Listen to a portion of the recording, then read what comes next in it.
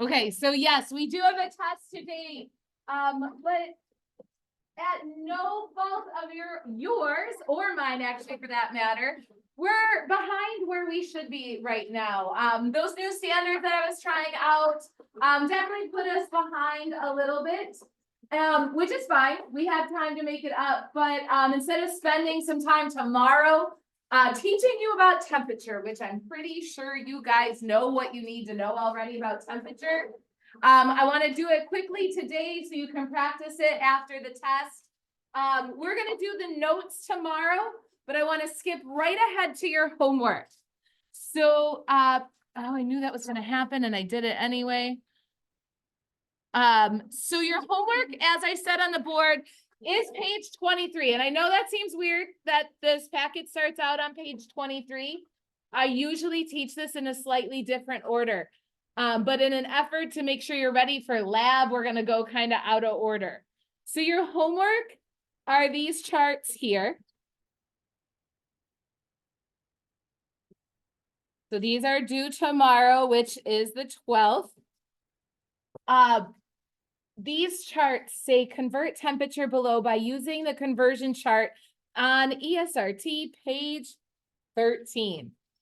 What we're doing is converting between Fahrenheit, Celsius, and the unit of measure known as Kelvin. You may or may not have heard of Kelvin already. Kelvin is the temperature scale that scientists usually use to talk about really hot or really cold things. Absolute zero is 0 degrees Kelvin, and it's when it's so cold that molecules can't even move. What was that? Yes, so cold that everything stops. So that's absolute zero. That's 0 degrees Kelvin. Now, does anybody know how to convert between Celsius and Fahrenheit?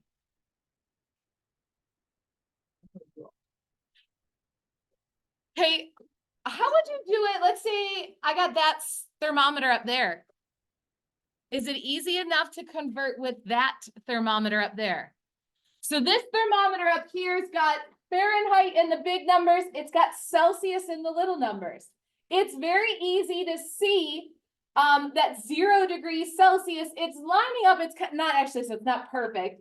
It's lining up right around 30 degrees Fahrenheit.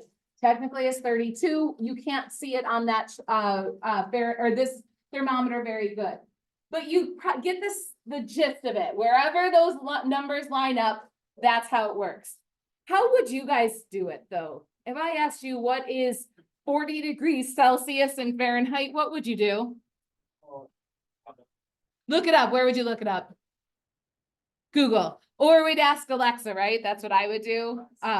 That is what exactly, or Siri, that's exactly what I would do. We can't do that on the regions, but luckily enough, there is a system on page 13. If you guys could just quickly go to page 13.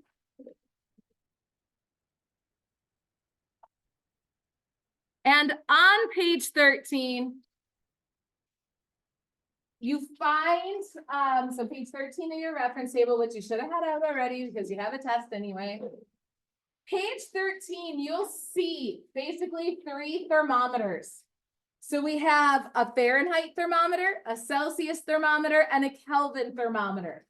And just like on the thermometer that's up here on my wall, you convert back and forth by finding one number and looking to see what it is on the other scale. The only thing that's tricky are what the numbers go up by or what the little lines go up by. So take a look at the Fahrenheit scale. I'm going to look at 0 because it's a good place to start. 0's labeled, 20's labeled. What are the unlabeled lines going up by?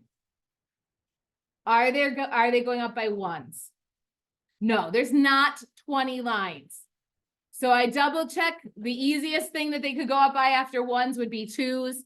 And there's 0, 2, 4, 6, 8, 10, 12, 14, 16, 18, 20.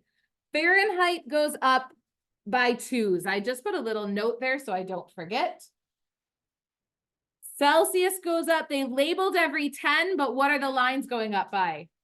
These ones are going up by 1. So there's 0, 1, 2, 3, 4, 5, 6, 7, 8, 9, 10. What about Kelvin? Also going up by ones.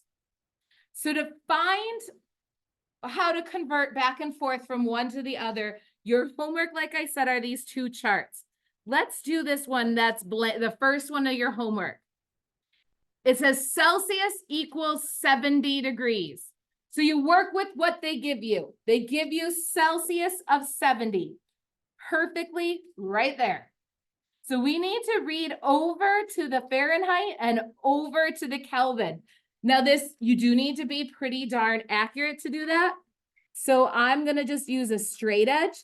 And I see that 70 degrees Celsius is one line below 160 Fahrenheit. So since those lines go up by 2, what's one line below 160?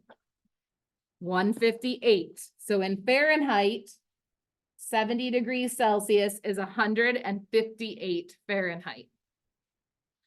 Do the same thing for the Kelvin side. So now I see, I'm going to actually go this way. So 70. There's 340. I'm 1, 2, 3 lines above 340. What did those lines go up by again?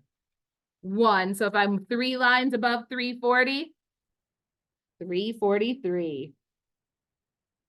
Easy enough, right?